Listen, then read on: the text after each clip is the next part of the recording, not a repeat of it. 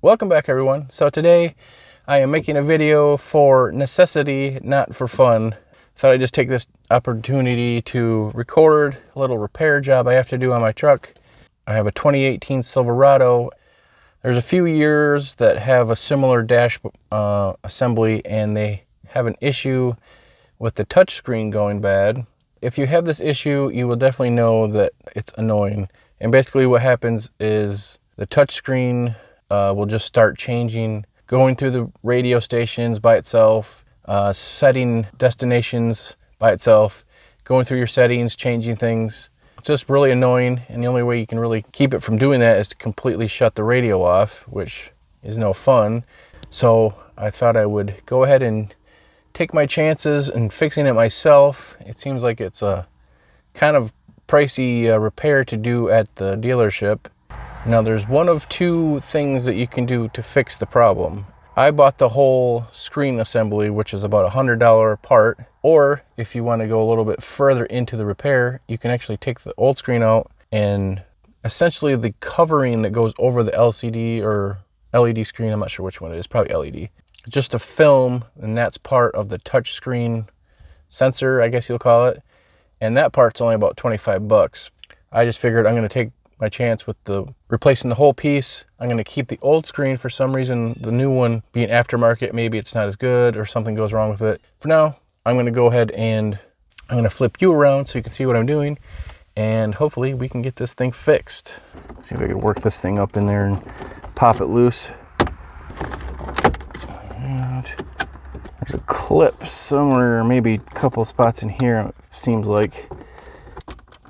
Let's see if I can get this loose first. Maybe I'll come back to it.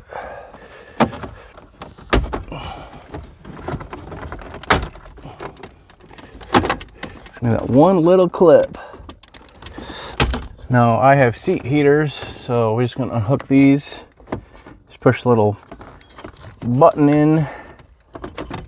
Clips pop right out.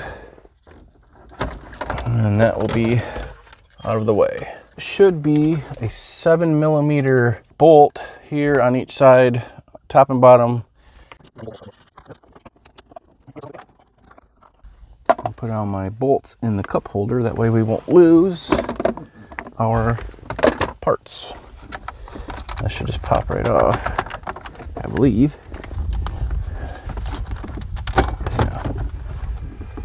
Gotta be careful because we do have some wires plugged into this as well. And most of them are just a little push tab. Push it in, squeeze it. Try to pull it up if you can.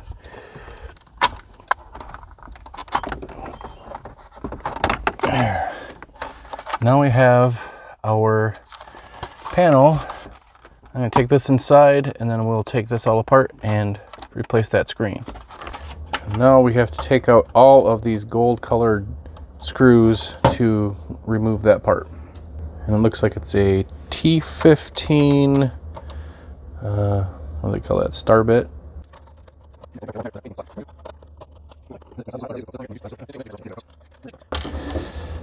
Alright, so I'll move my screws over here so we don't lose anything.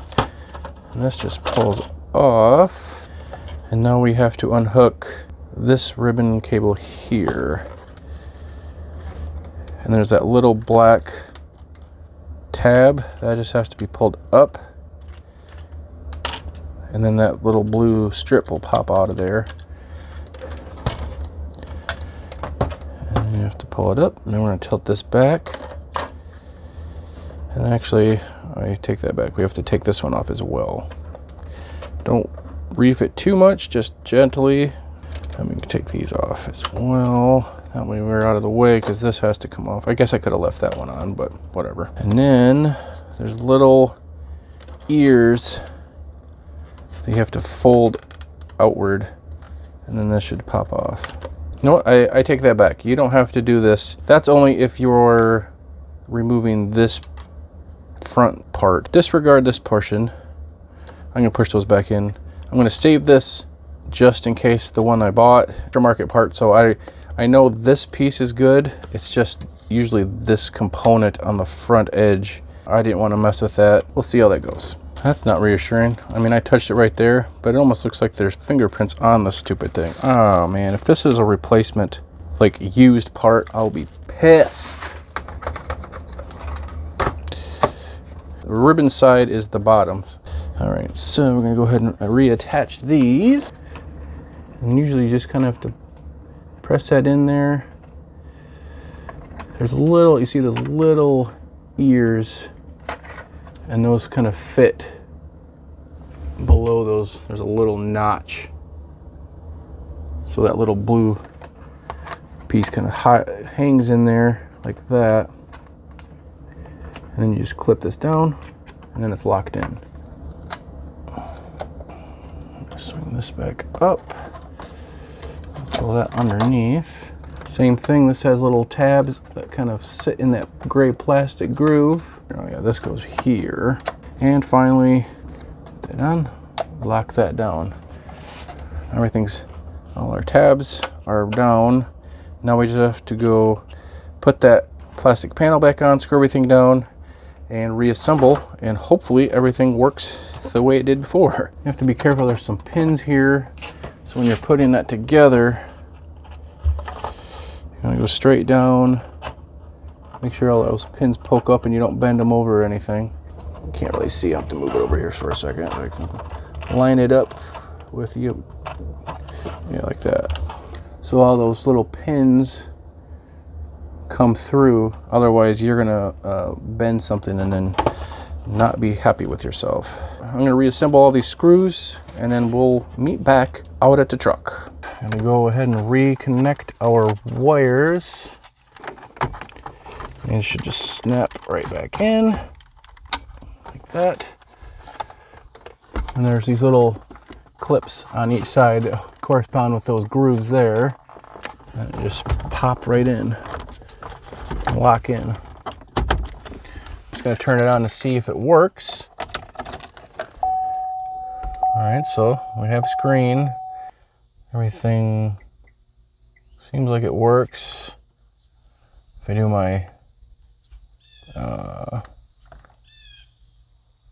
buttons on the thing work, that seems to be fine. Like I said, the only way I can really tell if this is 100% fixed is to drive it and make sure it doesn't have like the ghost thing going on anymore. But for the most part, it seems like it's fine. So I'm gonna go ahead and button this up, and I guess that's it. All right, good news and bad news. The screen has taken care of the ghost issue, you know, where stuff just starts kind of doing its own thing with nobody touching it. Unfortunately, as I drove it around, the screen seems to flicker, like the backlight is kind of going on and off. And then I thought the screen looked a little fuzzy and the colors weren't quite as vibrant as I replaced the original screen, put that back in there, I noticed that there's a protective film over the new screen, but it still doesn't matter because it doesn't work properly. It shouldn't be flickering. I suppose if in a pinch that you needed a screen if it was completely broke or dead. But I don't know. I've looked on Amazon at all the different sellers of those replacement screens, and they all seem to have varying reviews. All the bad reviews say the screen flickers, and in hot temperatures it seems to go black. I haven't had time to see the temperature effect on the screen. I might just have to break down and go to the dealer and buy an actual GM replacement. I looked online and it looks like that's like a $260 part, but all these aftermarket ones you find on Amazon are like, they're all different name sellers and but I imagine they're all manufactured by the same place, and it's all from China, and it's just junk.